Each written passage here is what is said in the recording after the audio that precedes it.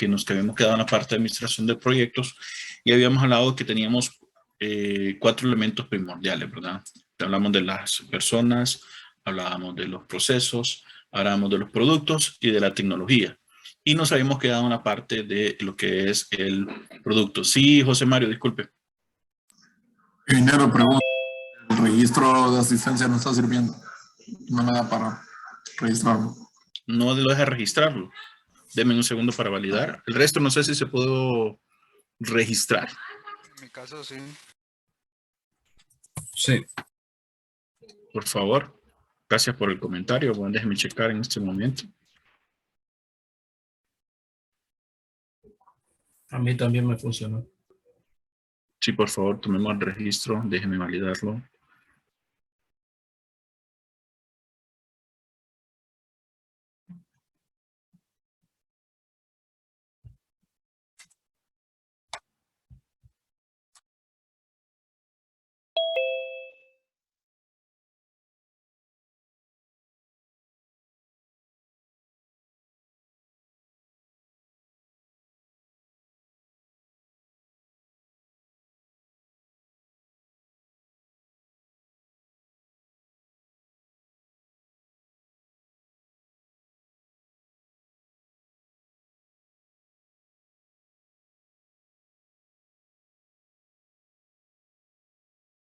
Perdón, sí, se encuentra bien. Por favor, revisen si se pueden registrar, si son tan amables. Sí. Ok, gracias. Entonces, vamos a continuar. Y decíamos en la clase pasada que estamos hablando de la administración de proyectos informáticos. Es un proyecto informático, pues cualquier tipo de proyecto que involucre tecnología es un proyecto informático, decíamos, si lo queremos resumir en esa medida. Y en este escenario hablamos de que tenemos 4 elementos primordiales que son las personas, que son los procesos, el producto y la tecnología. Y por ahí sale un 5º elemento que vamos a abordar más adelantito. Vamos a continuar. Habíamos también mencionado que la dimensión más tangible del cuarteto es la dimensión del producto. Y ahí donde nos habíamos quedado, si bien lo recuerdo. Menos que, sí, ahí nos habíamos quedado. La dimensión más tangible de los 4 elementos es el producto. ¿Y por qué decíamos que era? Ayer lo enfatizábamos, de hecho, ¿por qué decíamos que era el elemento más tangible? Si ustedes lo recuerdan. Porque el cliente es el que puede persuadir con los 5 sentidos, apreciarlo, puede, por así decirlo, percibirlo. ¿Por qué exactamente? Porque es que usualmente valga la redundancia, es el producto final que se percibe. Sí, pero realmente lo que es en este caso el proyecto lleva una serie de elementos, donde particularmente para el usuario final o cliente, como a veces le solemos denominar, él lo ve como tal cuando lo ve plasmado. Lo ve plasmado por una forma tangible, sea físicamente hablando o por medio, en este caso, de un sistema, cuando es un sistema de información que ya ve el elemento particular funcionando, ¿verdad? Pero en esencia son una serie de elementos adicionales, como mencionamos anteriormente, ¿verdad? Muy bien, muchas gracias. Vamos a compartir entonces pantalla y me confirman si visualizamos pantalla. No sé si visualizamos pantalla. Sí, ingeniero. Muy bien, gracias. Entonces, aquí estamos hablando dentro de estos elementos y tenemos un producto donde decimos que la dimensión más tangible del cuarteto es la dimensión del producto. Y el ocuparse del tamaño y características del producto plantea enormes oportunidades de reducir la planificación. A reducir el conjunto de prestaciones del producto se reduce lo que es el plan. Bueno, en total nos dice que en la reducción sobre el plan que se obtiene al ajustar el tamaño y sus características, solo se ve limitado por el concepto de producto que tiene el cliente y la creatividad del equipo. La creatividad del equipo es muy importante desde la perspectiva de diseño o lógica de programación, dentro de otros también, y debe estar asociado también con lo que es el proceso de la planificación como tal. Por eso a veces tenemos productos que son netamente funcionales, pero tal vez cosméticamente no muy llamativos. La parte cosmética es la que vende también dentro de un producto o servicio, con solo ver que sea llamativo a la vista, decimos en este caso, pero obviamente hay que invertirle en ese elemento de la parte cosmética o de diseño. Bien, y pasamos a la siguiente, dentro del otro elemento. Me salté. Las siguientes características del producto determinan la rapidez y eficiencia con que el mismo será desarrollado. El tamaño del producto, puesto que el esfuerzo para construir el producto se incrementa exponencialmente más rápido que el tamaño del producto en sí. La reducción del tamaño mejorará la velocidad de desarrollo en sí misma la proporción, es decir, incluir menos módulos al producto si es un caso de un desarrollo de un sistema, por ejemplo. Y las características del producto tales como rendimiento, uso de memoria, robustez y fiabilidad, entre otros. Bien, ese es el producto como tal. Lo otro es la tecnología y pueden ver ahí en la gráfica el quinto elemento que es la sinergia. Pero vamos a hablar de la tecnología. Una forma rápida de desarrollar proyectos eficaces y eficientes es pasar de usar herramientas menos efectivas a otras más efectivas. En la historia del desarrollo de software, por ejemplo, uno de los cambios de mayor influencia fue el paso de lenguajes de bajo nivel a lenguajes de alto nivel. Quiere decir que en la parte de los proyectos la tecnología también tiene un factor importante o determinante de los mismos, como es, por ejemplo, cuando teníamos la tecnología análoga, en su momento, que tuvo mucha vigencia durante mucho tiempo, a lo que es hoy por hoy la tecnología, en este caso digital, ¿verdad?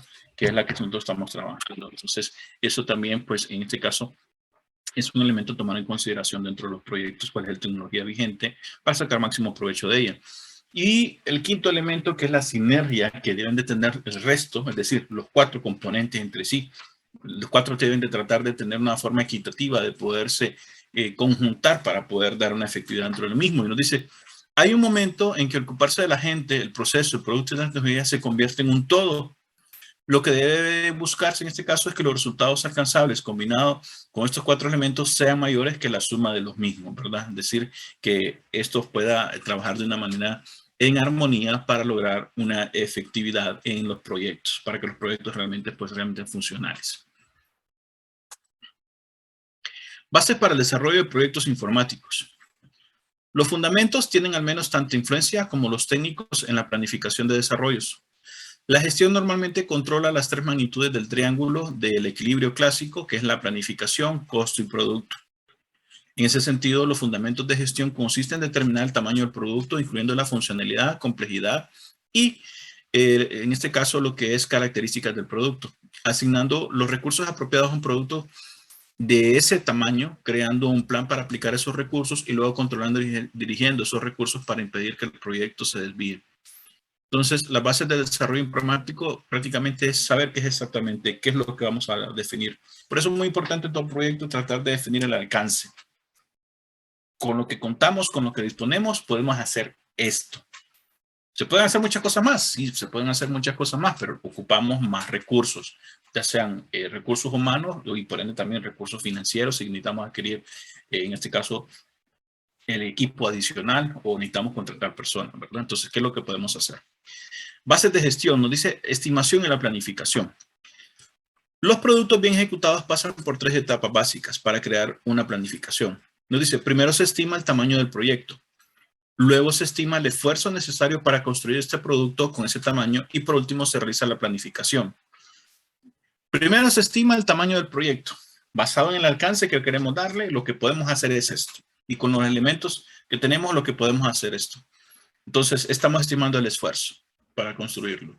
Y planificamos posteriormente. Bueno, vamos a hacer estas fases, lo vamos a hacer de esta manera, vamos a hacer un estudio primero, después vamos a recopilar la información necesaria, si es programación, pues vamos a hacer de acuerdo a la metodología que se tenga, si es el ciclo de desarrollo convencional del sistema, pues utilizamos el ciclo de desarrollo de sistemas, si es otro tipo de metodología, lo utilizamos.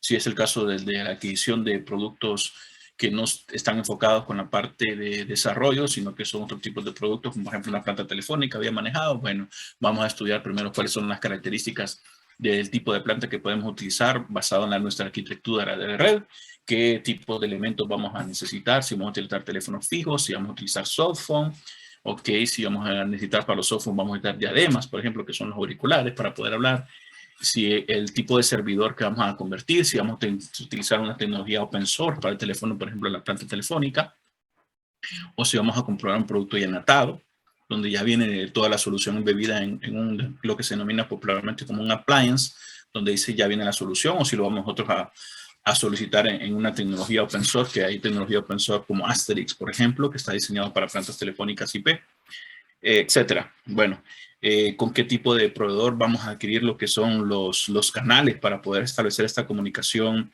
hacia afuera, por ejemplo, si es con la compañía estatal o si es ya con una compañía privada para que nos dé los canales. En este caso significa el rango de números de teléfono para poder ser utilizado por esta planta telefónica. Bueno, establecemos y plasmamos posteriormente en un documento, que sería un documento de propuesta de proyecto, y posteriormente esto va a una propuesta de proyecto, que va a una mesa de diálogo donde se aprueba el proyecto, se hace un acta de constitución del proyecto, etcétera, etcétera, etcétera. Bueno, eso lo vemos en la clase de gestión de proyectos, pero aquí está asociado también. Entonces, y por último, se realiza la planificación basándose en lo que es la estimación del esfuerzo, es decir, las etapas que nuestro proyecto va a conllevar, decíamos. Dije, disculpe.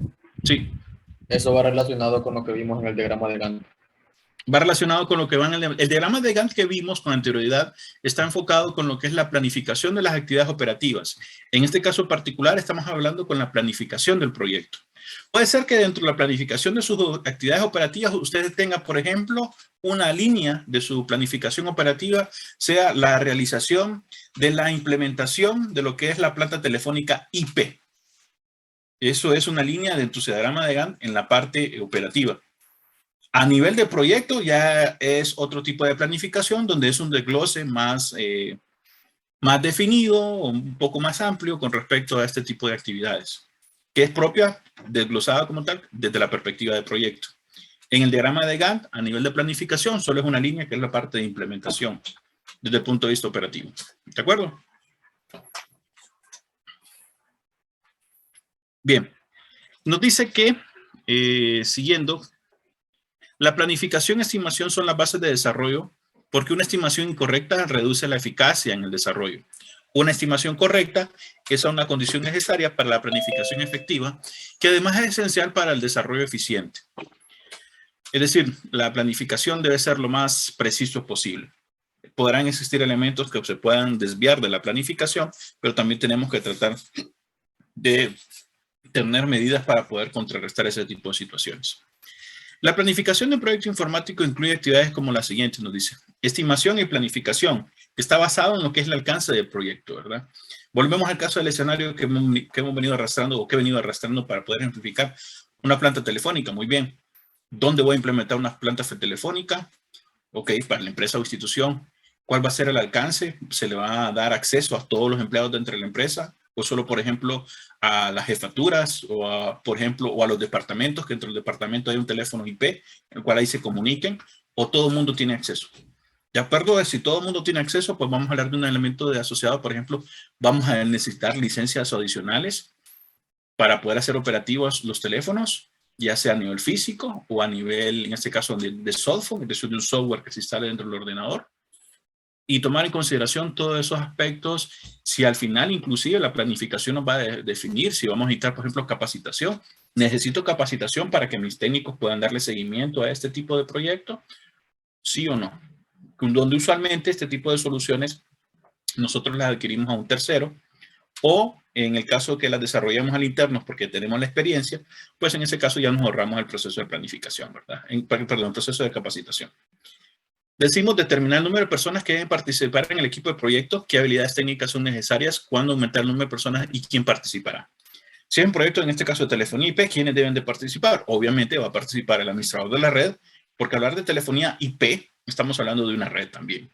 Deberá de participar el administrador de sistemas por aquellos tipos de accesos o privilegios que sean necesarios cuando estemos utilizando, por ejemplo, softphone para lo que son las estaciones de trabajo o para habilitar algún tipo de equipo adicional que pueda ser requerido. Y hasta los mismos operadores o técnicos informáticos para brindar el soporte técnico necesario a los usuarios finales para poder usar este tipo de solución. Decidir cómo organizar el equipo. Elegir el modelo de ciclo de vida que se va a utilizar cuando es un software, ¿verdad? El ciclo de vida. Gestionar los riesgos, cómo vamos a tratar de manejar la parte de gestión de riesgos. Tomar decisiones estratégicas tales como, por ejemplo, controlar el conjunto de prestaciones del producto, decidir si hay que comprar o crear partes del producto. La planeación estratégica en este caso va a decir, la estrategia será, por ejemplo, podemos hacer estratégicamente la implementación de una planta telefónica cuando a lo interno mis técnicos tienen conocimiento apropiado. Tengo, por ejemplo, técnicos que manejan soluciones en telefonía IP. Tengo técnicos, por ejemplo, que me pueden instalar una solución de tipo open source, que es el famoso Asterix, y lo pueden hacer funcional. Entonces, la estrategia será utilizar mis técnicos, que vamos a utilizar tecnología open source para este esquema. Y solo adquirimos los elementos o accesorios adicionales para poderlo hacer funcional. O No, mis técnicos no tienen la experiencia o el expertise sobre este tipo de tema particularmente, vamos a tener que contratar el servicio. Entonces, la estrategia va a ser la contratación de servicio por medio de una compañía especializada en la materia, ¿verdad? Seguimiento, nos dice, una vez que se haya planificado el proyecto, hay que seguir el proceso de desarrollo para comprobar que se está cumpliendo el plan previsto, que satisface sus objetivos de planificación, el costo y calidad. Normalmente, el control de seguimiento en el nivel de gestión incluye listas de tareas, reuniones, informes sobre el estado, revisiones de hitos, informes de presupuestos y demás gestiones. El control de seguimiento en el nivel técnico, ya vamos, Ángel, en el nivel técnico normalmente incluye las intervenciones y revisiones técnicas y las entradas de calidad que controlan si los hitos se consideran terminados. Sí, Ángel, disculpe, le escucho. Disculpe, que tengo una duda con la anterior. Ahí también, todo eso también entra entonces lo que es el plan estratégico. ¿Todo eso entra en el plan estratégico? Sí. Pero es que con lo que mencionó al final, que dijo de que la planeación estratégica va conforme y explicó que hacer estratégicamente un plan telefónico, lo que explicó y al final eso me quedó en duda. Sí, la planeación estratégica en base a este tipo de proyecto. Porque puede ser la planeación estratégica a nivel macro, que ya vimos con anterioridad, que la planeación estratégica será, por ejemplo, implementar soluciones tecnológicas basada en lo que es tecnología de punta, utilizando para ello, por ejemplo, el expertise de los técnicos informáticos o la implementación por medio de contratación de servicios de empresas expertas. Esa es la estrategia global a nivel de la empresa y no lo enfoco solamente en lo que es telefonía IP porque pueden surgir otros proyectos. Ahora, a nivel del proyecto particularmente hablando, la estrategia dentro del proyecto es o utilizo el expertise del técnico o contrato una compañía especializada. No sé si puedo haber explicado la diferencia entre ambos. Sí, que la otra ya es más a nivel más interno. O sea, el nivel pues más que todo. Ahí sí entendí. Sí, en el primer contexto es a nivel global de la planeación estratégica, de lo que sería en este caso la parte de tecnología o centro de cómputo. Y en el segundo escenario que estamos tratando de ver ahorita es el contexto netamente estratégico del proyecto como tal. Gracias, ingeniero. No, a la orden. Y nos dice, el seguimiento es fundamental. Si no existe, no se puede saber si el plan se está llevando a cabo, si no se debería hacer, si se debería hacer después, pero tampoco hay una forma, y si tampoco hay una forma de controlar los riesgos. Por lo tanto, el seguimiento, las verificaciones periódicas es muy importante. Los seguimientos, usualmente nosotros los podemos ver como pruebas de calidad cuando hablamos en el caso particular de lo que es software. En el caso particular o en este escenario, perdón, lo que tenemos que ver es si se está cumpliendo la planificación como se había estipulado. Por ejemplo, primer mes, por ejemplo, después de que el proyecto fue aprobado y todo, primer mes, tener el equipo necesario para lo que es la implementación. ¿Llegó el mes? ¿Tenemos los equipos? Sí. Checklist. Está el equipo. Quinta semana, que es prácticamente el segundo mes, configuraciones. ¿Van las configuraciones? Sí. Lo que sería la siguiente semana, sería la sexta semana. Pruebas funcionales del equipo. ¿Se están haciendo las pruebas funcionales? Sí. O no, no se están haciendo las pruebas. ¿Pero por qué no se están haciendo las pruebas funcionales? Ah, porque resulta que hizo falta algo adicional o que no se ha entregado algo adicional. Entonces, ese seguimiento, verificar que las cosas se están realizando acorde a cómo se han sido planificadas. Y si no se están cumpliendo esa planificación, pues hacer las gestiones necesarias para encaminar la planificación según lo definido inicialmente. El siguiente son las medidas. Una de las formas de progresar en el centro de informática a lo largo es recoger datos métricos para analizar la calidad y productividad de los productos y servicios creados. Prácticamente todos los proyectos recogen datos sobre costos y la planificación. Por esto son limitados y no ayudan mucho a reducir los costes o disminuir la planificación. Los datos métricos prácticamente son valores asociados con proyectos. Por ejemplo, cuando ya hemos hecho un proyecto y requerimos de otro proyecto, usualmente la información de los proyectos pasados nos sirven como una pauta para poder tomar este tipo de datos, ¿verdad? En el caso particular de este proyecto, las medidas son muy importantes. Después nos habla sobre que, o siguiendo este tema de las medidas, recoger más datos puede suponer mucho más tiempo. Si además de datos de costo y planificación se obtienen datos históricos, como el tamaño de los programas en líneas de código, hablando de programación, o cualquier otra medida, se tendrán las bases para la planificación de proyectos futuros, que siempre es mejor que el instinto. Cuando el jefe diga, pueden desarrollar este producto en 9 meses, podremos decir, nunca la organización nunca ha desarrollado un producto de ese tamaño en menos de 11 meses. Y el tiempo medio para productos es de 13 meses. ¿Por qué? Ya tenemos datos históricos como una medida de evaluación. Por ejemplo, cuando se desarrolla un proyecto que implica la adquisición de tecnología, la primera vez nos sirve a nosotros para tomar estos datos de medidas o métricas que establece cuál es, desde que arranca un proyecto hasta que finaliza, cuánto es el tiempo. Por ejemplo, para adquirir un servidor y ponerlo a echar a andar, cuánto es el tiempo que va a llevar el proyecto desde que se hace la solicitud o orden de compra hasta que el servidor llega a mis oficinas, que se configura, que se hacen las pruebas y se pone la puesta en funcionamiento para el propósito para el que fue adquirido, por ejemplo, tomando en consideración, en este caso de los servidores, al igual que otros componentes de hardware, que esos no son servidores o equipos que están en stock en una tienda, como quien dice, ya vengo, voy al súper, voy a traer un servidor. Estos usualmente se mandan a solicitar a fábrica en la mayoría de los casos. Esto nos da la ventaja que sabemos que son productos que son de reciente fabricación y que no son productos que nos tienen ahí o que están vendiendo productos viejos en estos casos.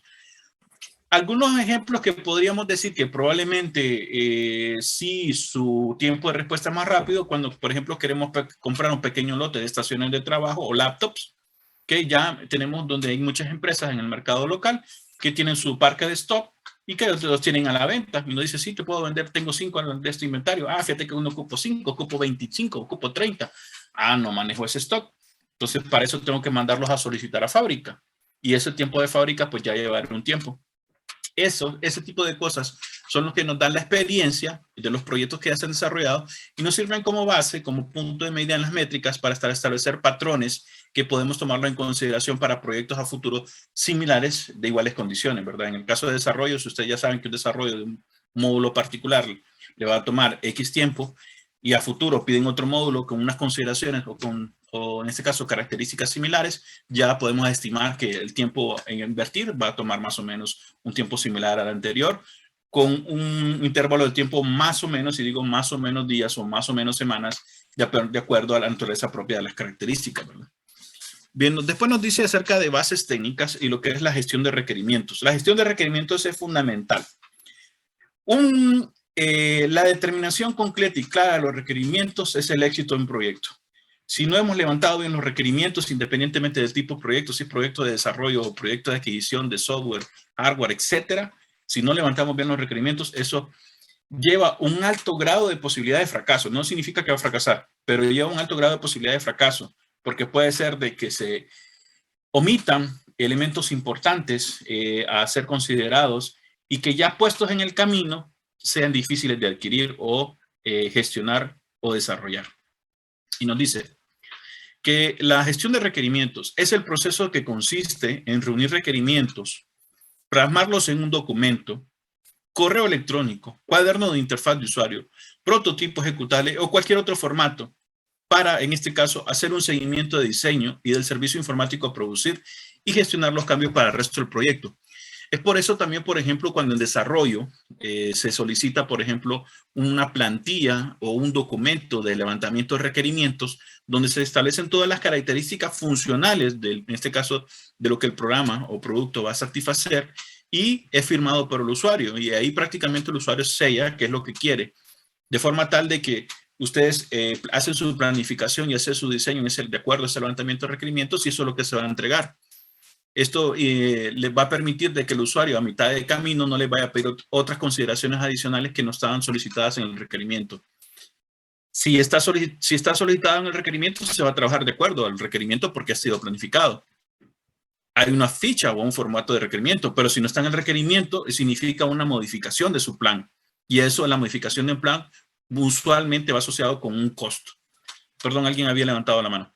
No. Quería preguntarles si ahí iba la ficha, pero ya lo mencionó. Ya se acaba de duda. Ah, ok. Entonces, si está plasmado, se hace en base a lo que está plasmado. Si no, ya es una modificación y eso implica un costo. Costo tanto en tiempo como en recursos de personas y por lo tanto al final un impacto económico que hay que tomar en consideración. Si el cliente les pide al final, no, vamos a hacer esto y eso, estas modificaciones ahora, analizamos la viabilidad, si las modificaciones se pueden hacer y plasmamos al cliente que en base a los requerimientos iniciales, eso va a tener un costo, ¿verdad? ¿Está de acuerdo con absorberlos? No, pero eso es otro dinero que no tengo, porque tú me diste un presupuesto X, sí, le di un presupuesto X de acuerdo con el alcance inicial. Para hacer esto adicional, pues necesitamos más presupuesto. ¿Lo tienes? ¿Lo hacemos? Vale tanto. Ok, dice sí, hagámoslo. Entonces tenemos que hacer ajustes a la planificación y volver a no planificar nuevamente, sino que ajustar nuestros calendarios de planificación, porque el proyecto sigue siendo el mismo. Ahora, si dice no tengo, bueno, seguimos con la planificación en curso. Nos dice, por ejemplo, que es muy común que los desarrolladores se lamenten de los problemas asociados a los métodos de gestión de requerimientos tradicionales, siendo la mayoría de ellos demasiado rígidos. Algunos métodos pueden ser demasiado rígidos, pero la alternativa que ofrecen suelen ser peor. Un estudio realizado de más de 8,000 proyectos encontró que las 3 razones principales por las que los proyectos eran entregados tarde, por encima del presupuesto y con menos funcionalidades de las que se esperaba, se debía a fallas en la gestión de requerimientos. Por ejemplo, falta de información de usuario, requerimientos incompletos y cambios en los requerimientos. Falta de información del usuario, a veces cuando no recopilamos la información de las personas apropiadas. Y tal vez hay una persona allá que nunca dio la información o porque no estuvo en el momento de la recopilación o porque alguien no la incluyó durante la definición de las personas con las cuales se puede recabar la información, pero de que esa persona tiene algunas consideraciones esenciales o importantes que son de suma importancia que tal vez las otras personas con las cuales se recopiló información no habían conceptualizado o visto, por así decirlo. Nos dice que el éxito de la gestión del requerimiento depende del conocimiento de suficientes métodos diferentes, de forma que es posible escoger los más apropiados para un proyecto específico. En el caso de un proyecto de desarrollo de software, las bases de gestión de requerimientos son metodología de análisis de requerimientos, incluyendo análisis estructurado de datos y análisis orientado a objetos. Metodologías para crear el modelo de sistema, como diagrama de clases, diagrama de flujos de datos, diagrama de relación, notación de diccionario de datos y diagramas de estados de transición. Usualmente eso debería ser. Hay muchos que los que les gusta o apasiona programar, lo que hacen primeramente es sentarse a programar y después ver si hacen este tipo de documento, ¿verdad? A veces tenemos esa mala práctica. Metodologías de comunicación, como el conjunto de desarrollo de aplicaciones, ya prototipado es aquí, disculpen.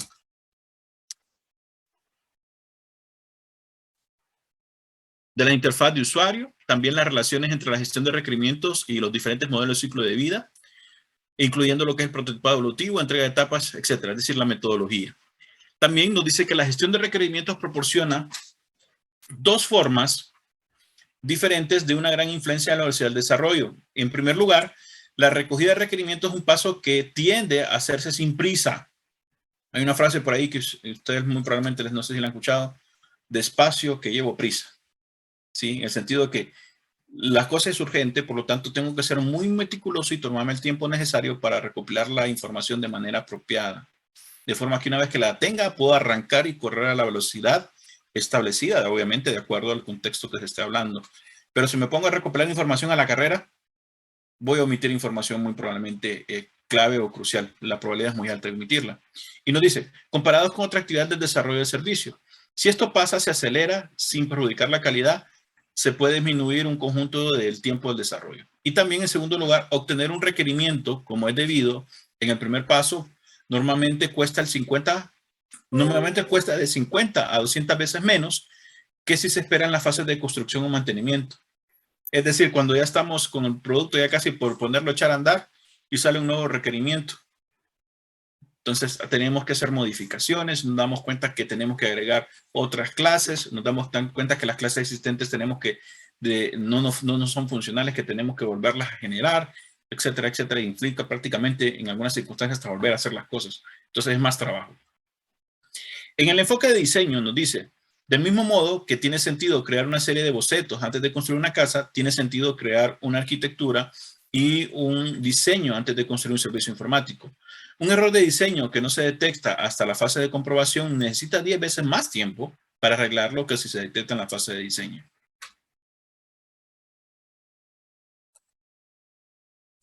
También que perdón, no sé si me solté bien. Sí, perdón. Los temas básicos cuando se habla de arquitectura y diseño son principales estilos de diseño, como diseño orientado a objetos, estructurado, diseño orientado a la estructura de datos, etcétera. Conceptos fundamentales de diseño, como ocultamiento de información, modelado, abstracción, encapsulación. Enfoques de diseño estándar en el área generalmente duras, incluyendo, por ejemplo, el manejo de secciones, localización, portabilidad, almacenamiento, entre otros. Consideraciones de diseño propios del informático, que está produciendo, esquemas de arquitectura y uso de herramientas para diseño. Prácticamente es los elementos de las características, si los queremos ver, los que les gusta programar en entornos web, cuáles son los estilos que vamos a utilizar, cuál es, por ejemplo, el framework que se va a utilizar y tratar de tener ese estándar, por así decirlo, dentro de otros, ¿verdad?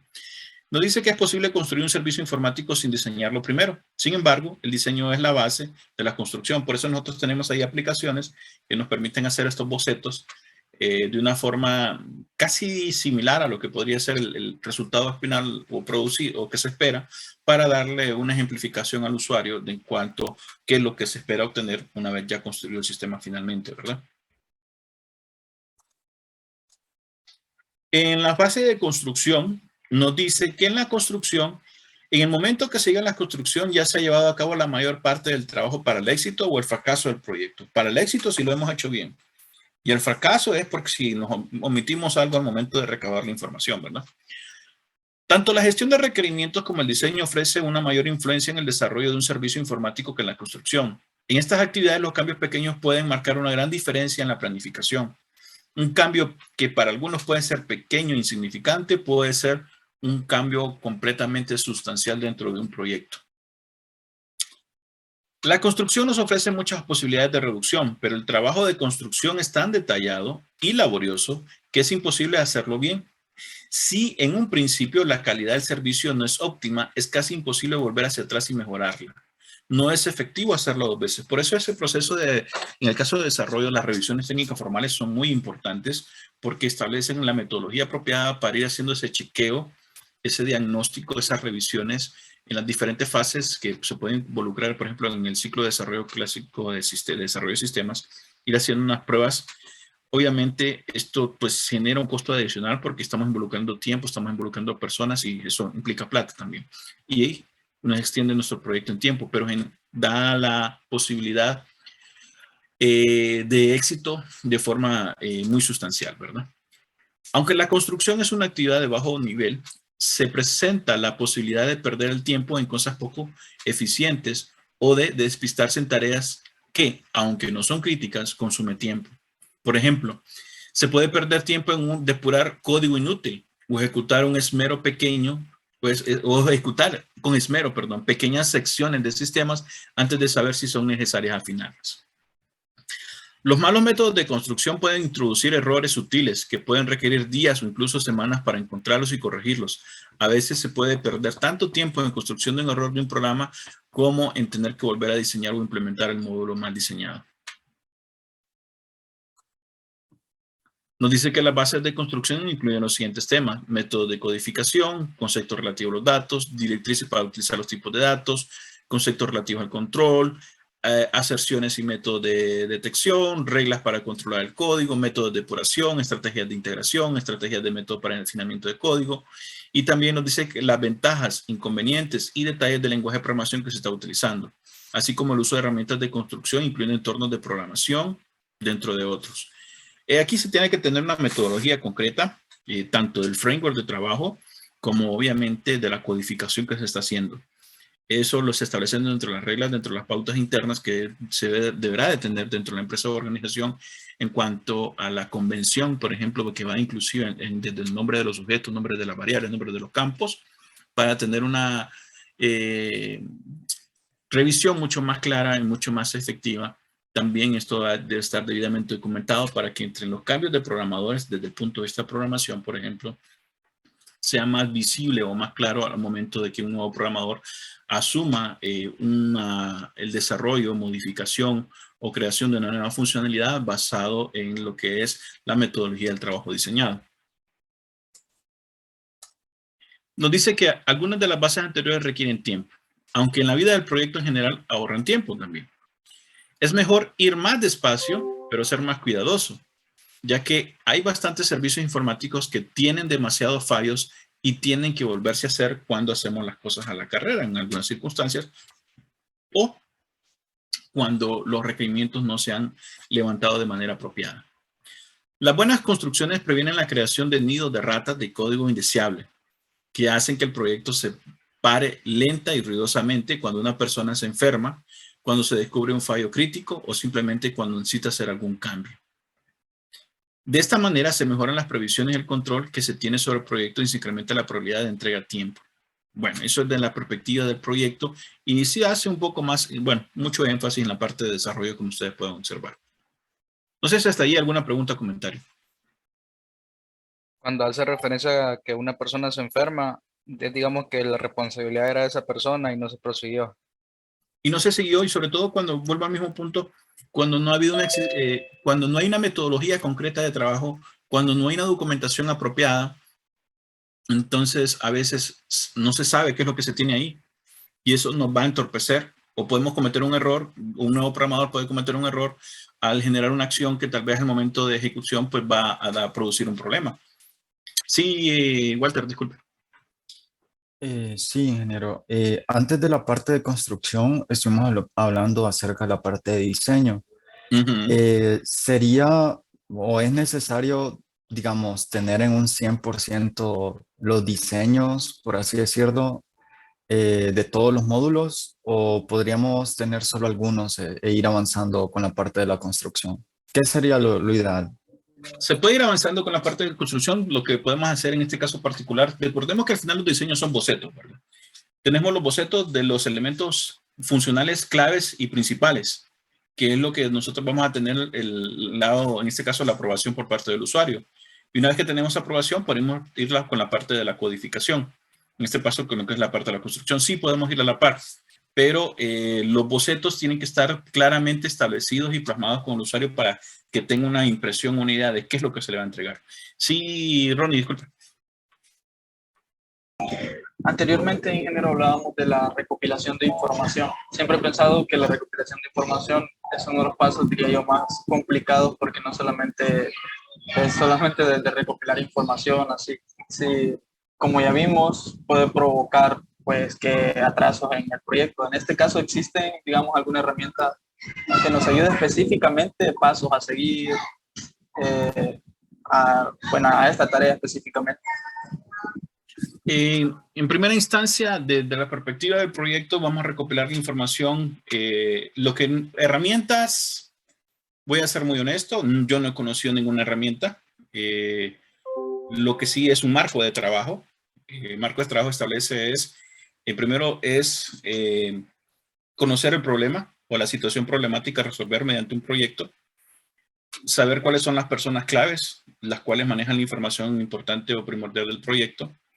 Y como herramientas, si queremos ver de la perspectiva de herramientas, pues son los métodos tradicionales de recopilación de información, donde hablamos en este caso las que son las entrevistas y los cuestionarios para tratar de recopilar la información pertinente o asociada con un proyecto. Si hablamos de herramientas desde la perspectiva de un software asociado para la recopilación, bueno, en este momento yo no he visto. Probablemente exista, pero desde mi perspectiva no lo he visto. Y nunca lo he usado. Está basado en la parte de la recopilación convencional que nos establece el marco de trabajo. El marco de trabajo nos dice en este caso particular que tenemos que tratar de resolver la situación problemática y para resolverla tenemos que tratar de conocer el problema. ¿Cómo lo conocemos? Pues obviamente abordando la temática con las personas claves o importantes dentro del proceso. Que no solamente o no necesariamente vamos a hablar de los ejecutivos de alto nivel, sino que prácticamente con los usuarios funcionales, que son los que viven el día a día, el proceso de la situación problemática. Asimismo, una vez que tenemos esto, pues tratar de hacer el bosquejo de las preguntas importantes o fundamentales que nosotros estimemos para tratar de hacer esa construcción de esas funcionalidades que en este caso particular el proyecto va a tratar de resolver. Y una vez definido esto, pues plasmarlo en una documentación donde establecemos con todos los involucrados, me refiero a la parte de los usuarios finales y usuarios del negocio, definiendo claramente que de acuerdo a lo que se va a hacer, se va a hacer este tipo de solución, va a ser esto, esto y esto y esto. Y Una vez aceptado, pasamos con la siguiente fase, que ya tenemos los diseños, le vamos mostrando los diseños, así es como se vería la solución en el caso de la perspectiva de lo que sería la parte de desarrollo como tal. Si ya cuando son otros tipos de proyectos que no necesariamente son desarrollos, lo que usualmente tenemos es una serie de diagramas o esquemas para tratar de ejemplificar qué es lo que la solución va a intentar de proveer. Por ejemplo, la telefonía IP por sí misma no tiene mucha ejemplificación a nivel de esquemas, más que esquemas genéricos, para el nivel nivel de usuario final, para tratar de definir, por ejemplo, los esquemas que vamos a tener estos teléfonos, por ejemplo, definidos, por ejemplo, en estos departamentos. Los teléfonos van a poder tener este tipo de alcances, donde los alcances son que puedes recibir o puedes generar llamadas tanto entrantes como salientes. Podemos establecer, por ejemplo, grabación de llamadas. Podemos tener en el caso, por ejemplo, de las llamadas adicionalmente que tengamos código para poder marcar, de manera que alguien no diga, no, es que alguien hizo una llamada a Estados Unidos y alguien agarró mi teléfono. No, que para poder hacer cierto tipo de llamadas tengamos un tipo de codificación y un pequeño bosquejo o boceto, en este caso particular mediante un diagrama, en ese escenario. Ya en la parte de sistemas, obviamente, sí tenemos lo que son los bocetos o bosquejos, que podemos tener los bosquejos, perdón, de lo que serían las funcionalidades de las pantallas, los reportes, dentro de otros de los módulos principales del sistema. No sé si con eso más o menos puedo responder su pregunta. Sí, Okay. complicado por los errores que se pueden cometer. Casi no le escuché al final, disculpe, René. Que sí, le digo, pero es complicado por los errores que se pueden cometer. Sí. Cuando no tenemos el expertise necesario o apropiado, la probabilidad de cometer errores son bastantes. Y créanme, eso lo pasamos todos. El expertise, señores y señoritas, lo determina el tiempo a medida que nosotros trabajamos sobre algo. Como dicen por ahí una frase, que a mayor número de horas nosotros le invertamos a algo, es cuando realmente nos vamos convirtiendo en expertos. Y ahí cuando porque hemos conocido diferentes situaciones, hemos pasado diferentes procesos y hemos encontrado diferentes formas de poder solucionar esas situaciones o esas adversidades, que nos da la madurez necesaria para poder ser expertos sobre algo y poder tener una iniciativa o una forma más apropiada de poder saber qué preguntar, qué no preguntar y qué recabar. Por ahí dice una frase, por ejemplo, que es muy popular y que todos la conocemos: más sabe el diablo por viejo que por diablo, ¿verdad? Y eso lo determina la expertise. Y por ejemplo, y con todo respeto, de primera entrada van a encontrar ustedes de que en muchas circunstancias van a cometer errores.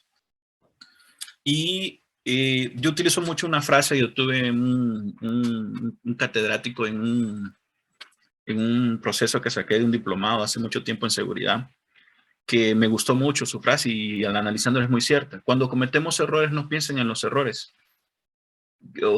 Obviamente hay que tomar el lado positivo de los errores, porque ese ha sido el costo que se ha tenido en el caso particular, para el aprendizaje, de saber que eso no lo tenemos que hacer de una determinada manera.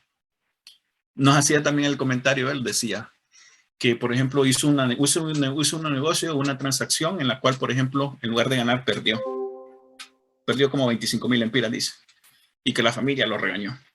Y que lo miraba, bueno, sí, lo perdí, pero trato de verlo esto de otra perspectiva. Esos 25,000 lempiras perdí en el negocio, pero es el valor de la experiencia, del aprendizaje en ese tipo de negocio que hice. Entonces, verlo de otra manera, tratar de enfocarlo de una manera más positiva las cosas, ¿verdad? Quiero decir con esto, como decía anteriormente, durante su camino profesional, todos vamos a cometer errores, la mayoría cometemos errores, otros cometemos, no errores, sino otra palabra que no puedo decir, ¿verdad? Pero que nos sirven para fortalecer nuestra experiencia, ¿verdad? Ahora, si no aprendemos de nuestros errores, vamos a seguir cometiéndolos y vamos a ser malos profesionales, ¿sí? El objetivo es que aprendamos de los mismos. Volviendo al punto y enfatizando lo que decía también el compañero, sí, al principio existe la posibilidad de omitir elementos que pueden ser muy importantes a nivel de requerimientos, sobre todo cuando no tenemos el expertise apropiado o cuando tenemos esa novatez, como decimos popularmente. Pero ya cuando tenemos un grado de madurez necesaria dentro de un equipo de trabajo, que usualmente podemos apoyarnos de un equipo de trabajo donde tengamos personas que tengan el conocimiento apropiado, esto ya se reduce sustancialmente y es donde nosotros tenemos que aprender. y aprender para tratar de hacer las cosas de la mejor manera, obviamente, ¿verdad? Eh, Te escucho. Exactamente eso pensaba, el omitir información importante cuando se recopila información. Sí, y a veces vuelvo al mismo punto inicial, las literaturas nos pueden decir tienes que hacer esto, aquello y lo otro, y nosotros tratamos de hacer un checklist basado en las literaturas o en las mejores prácticas. Y en mi experiencia particular, eso me ha servido. Por ejemplo, para hacer algo tengo que hacer una serie de pasos y trato de levantar eso como una especie de checklist. Ya hice esto, ya hice esto, ya hice esto, ya pregunté esto, ya recopilé esto, sí. Pero la experiencia es el mejor checklist de la vida, realmente, créanme, en cuando hablamos en este tipo de cosas. Bien. Y nos habla aquí acerca de las bases del control de la calidad. La calidad, como se dice popularmente, es subjetiva o relativa, dependiendo de lo que se ha definido como métrica de calidad. Por ejemplo, la calidad, para algunos dirán, bueno, pasar la clase con 70 es calidad, dirán algunos. Ya, como me conformo con pasarla. Su métrica de calidad es pasar la clase con 70. Para otros, su métrica de calidad, por ejemplo, es aprobar la clase con un índice o promedio mayor o igual a 95, por ejemplo. Ya está dentro de sus parámetros de calidad aceptable. Entonces, esas consideraciones también tenemos que tomarla en cuenta. Pero bueno, factor tiempo, trataremos de hablar de eso el día de mañana. No sé si hasta aquí tenemos alguna pregunta, duda, comentario o observación que deseen hacer. Ya más de 70 es avaricia. Fíjense que, bueno, aprovechando un tiempo, cuando era joven, hace mucho tiempo, yo tuve un compañero de colegio que ese fregado en todas las clases siempre lo aplazaban. Lo aplazaban y siempre iba a recuperación y recuperación pasaba con buenas notas. Y nos dicen, ustedes que se quieran la cabeza porque quieren, dice. Al final lo que les interesa es pasar el grado, dice. Yo voy a recuperación, solo me esfuerzo una vez a estudiar al final y paso, dice. Y exacto, así lo hacía. Pero bueno, a él le funcionaba, ¿verdad? A otros tal vez no nos funcionaba, porque si íbamos a recuperación, muy probablemente tendríamos que reprobar el curso, volverlo a probar, pero a esa persona le funcionaba. Entonces, hay veces son técnicas que cada quien estima de acuerdo a lo que sus capacidades determinan, y en este caso particular, su métrica de definición de calidad, pues, era básicamente el compasar, que era más que suficiente. Bien, muchachos, no los atraso, nos quedamos aquí, nos vemos el día de mañana si así lo permite. A todos muchas gracias, feliz noche, bendiciones.